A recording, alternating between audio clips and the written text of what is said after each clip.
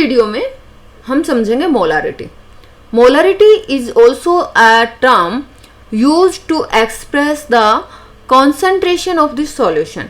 ये जो टर्म है काफ़ी इंपॉर्टेंट है, हर जगह यूज होती है। केमिस्ट्री की लैब में जनरली हम मोलारिटी टर्म यूज करते हैं। क्लास 11th, क्लास 12th और भी जो एग्जाम्स होते हैं कॉम्पिटिटिव बेस्ड एग्जाम, सब जगह मोलारिटी से क्वेश्चंस बनते हैं।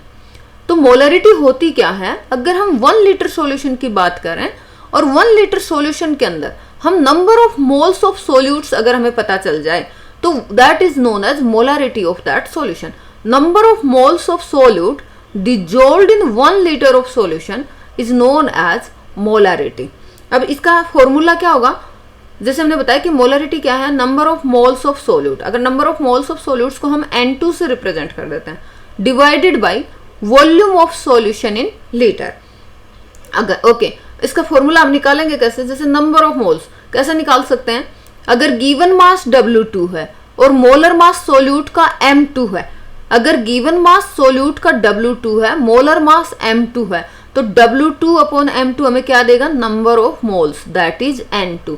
और सपोज करो अगर हम कहते हैं कि मान लो VmL हमने सॉल्यूशन लिया और उसके अंदर N2 मोल्स प्रेजेंट है, हमें निकालना है 1 लीटर में। 1 लीटर का मतलब 1000 ml में हमें निकालना है। तो 1000 ml में क्या हो जाएगा? N2 upon V into 1000। ये हमारा बन गया फॉर्मूला। और N2 को हम क्या लिख सकते हैं? N2 को हम क्या लिख सकते हैं? मान लो N2 है तो गिवन मास जो कि हम W2 से रिप्रेजेंट कर दिया, मोलर मास M2 से, तो N2 की जगह हम ये पुट कर सकते हैं W2 upon M2 multiplied by 1000 divided by V। तो ये हमारा बन गया फॉर्मूला फॉर मोलारिटी। अब मान लो मैं आपको बताती हूँ कि मेरे पास एक सॉल्यूशन है that is 0.25 molar solution of NaOH। तो इसका मतलब क्या हुआ? इसका मतलब ये हुआ कि 1 लीटर सॉल्यूशन के अंदर 0.25 मोल NaOH डिजोल्व्ड है। 0.25 mole of NaOH has been dissolved in 1 litre solution. तो that solution is known as 0.25 molar. Molarity को हम रिप्रेजेंट करते हैं कैपिटल M से। यहाँ पे इसको हम एक प्रॉब्लम से समझेंगे। ये हमने NCERT केमिस्ट्री क्लास 12th की बुक से, जो नई बुक है उसमें यूनिट 1 है, एग्जाम्पल है 1.2। तो प्रॉब्लम क्या है?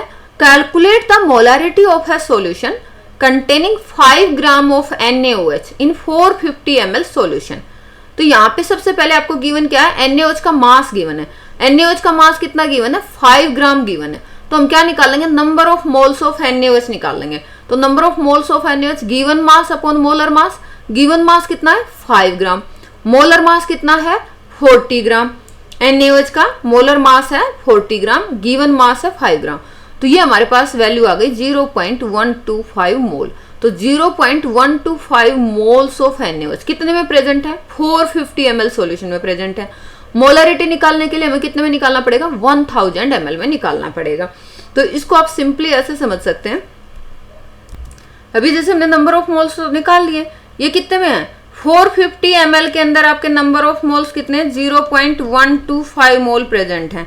और ये हमने निकाला इस फॉर्मूला से। नंबर ऑफ मोल्स हमने यहाँ से निकाले कि given mass upon molar mass. Given mass है 5 ग्राम डिवाइडेड बाई 40। तो ये हमारे पास आ गए नंबर ऑफ मोल्स। तो 450 ml में हमारे पास कितने नंबर ऑफ मोल्स प्रेजेंट है? 0.125। हमारा ये बोलता है मोलारिटी का डेफिनेशन कि हमें 1 लीटर में निकालना है। 1 लीटर मतलब 1000 ml। 1000 ml में कितने नंबर्स ऑफ मोल्स होंगे? तो 0.125 डिवाइडेड बाई 450 मल्टीप्लाइड बाई 1000। तो ये नंबर ऑफ मोल्स हैं। ये हमारा 450 ml है, 1000 ml है, तो हमारे आ गए नंबर ऑफ मोल्स। इसको अगर हम जब कैलकुलेट सोल्व करेंगे तो ये वैल्यू हमारी आ जाती है 0.278 मोल। तो इतने मोल्स हमारे 1000 ml यानी कि 1 लीटर सॉल्यूशन के अंदर प्रेजेंट हैं। और number of moles present in 1 litre solution is called molarity. इसलिए हम इसको लिख सकते हैं 0.278 कैपिटल M। कैपिटल M का मतलब क्या है? इतने नंबर ऑफ मोल्स हमारे 1 लीटर सॉल्यूशन के अंदर प्रेजेंट हैं। सो आई होप कि आपको ये क्वेश्चन समझ में आ गया होगा। Thank you.